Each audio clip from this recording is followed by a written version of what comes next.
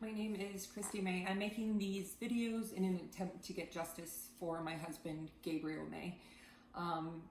If you need to, go back to the previous videos, maybe to get our story, but basically he was killed in the city of Lakeway, Texas. And this video is going to be a summary of the phone calls that I do have recorded.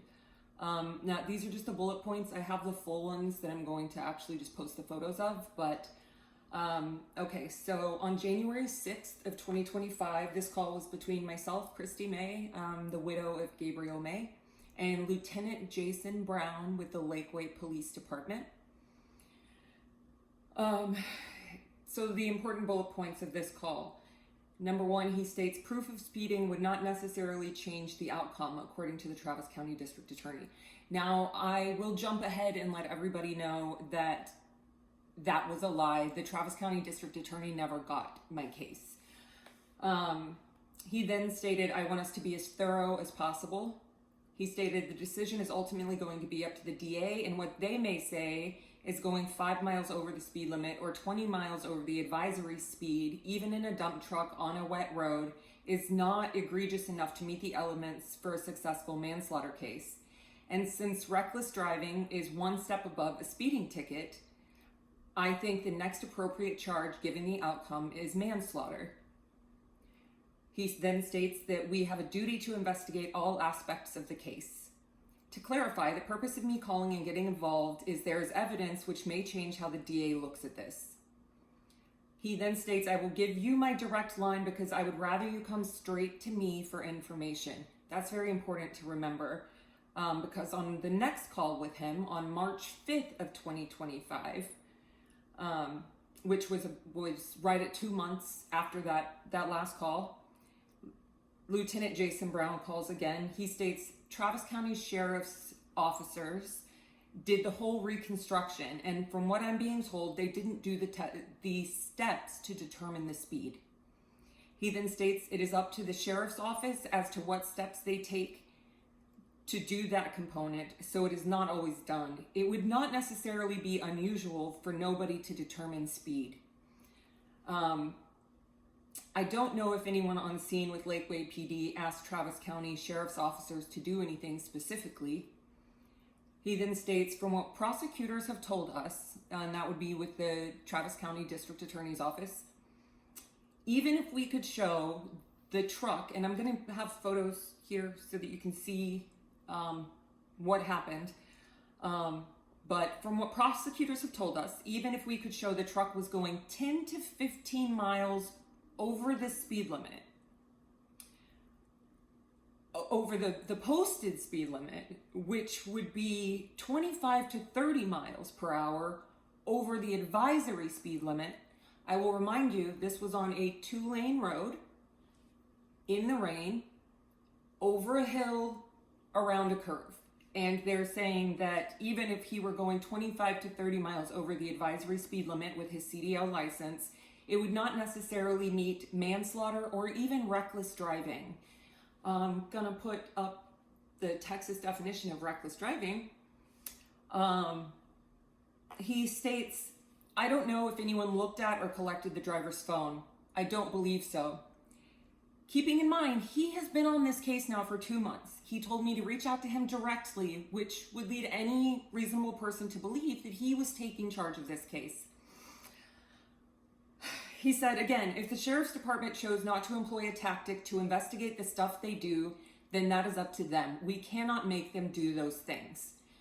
And then I asked him again about the cell phone, why nobody looked at his cell phone after he had just killed a man. Lieutenant Jason Brown with the Lakeway Police Department responded with, that is not something that we typically do. He then stated regarding if they could prove that he was on his phone, even if he was texting, and that was the true cause of the crash, which killed my husband, it would not necessarily change anything. No drug or alcohol testing was performed, but he was showing no signs of impairment.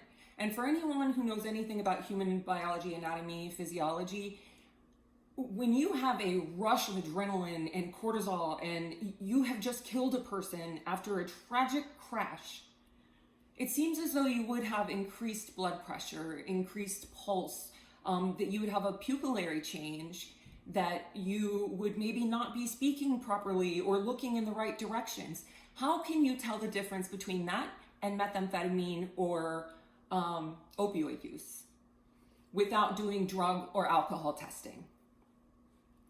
But he states he was showing no signs of impairment. He was showing no signs of any impairment.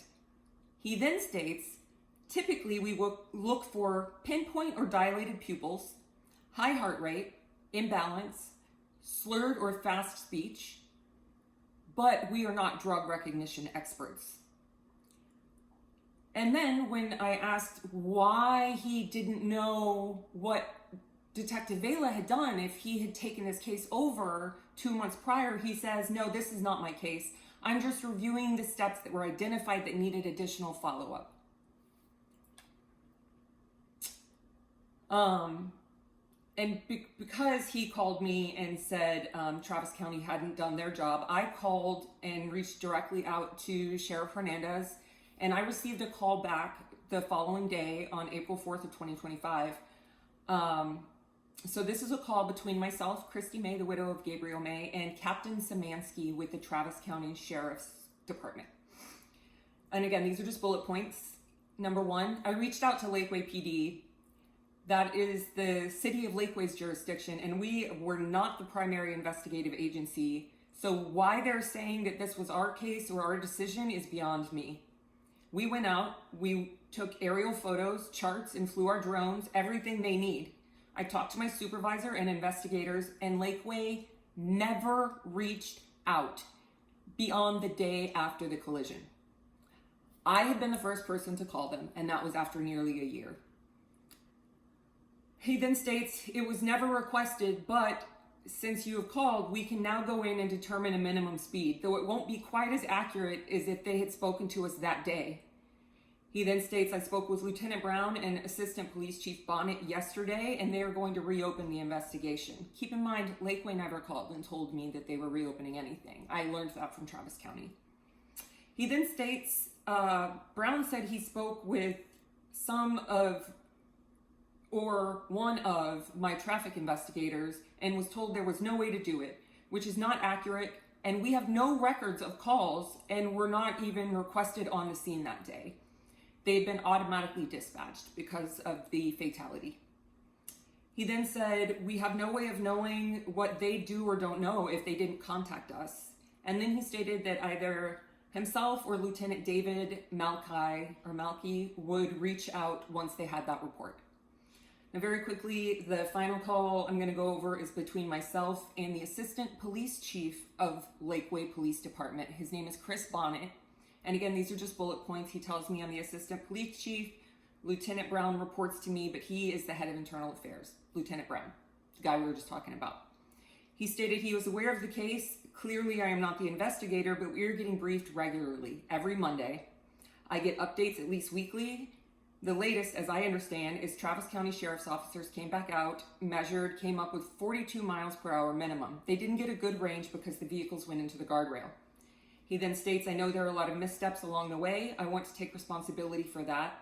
Clearly, we don't know enough to say exactly what we needed or what we wanted. When we call an expert in, we assume they would do what they would do if it were their case. I don't have a good answer as to why there were so many miscommunications along the way.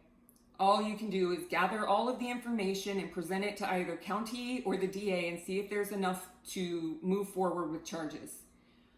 Everyone here, including myself and the chief, will review this case and present to the DA. We want to make sure every thread is followed and every bit of information that can be gathered is gathered, and we present a full case.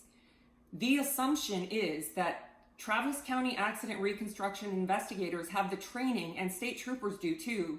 And when we call them for assistance, again, that's a mistake on our part for not following through. But when you call someone who's an expert in an area to assist you, you assume, rightfully or wrongfully, that they have the current training and they understand what is needed, and they will do what the law requires. Lakeway PD.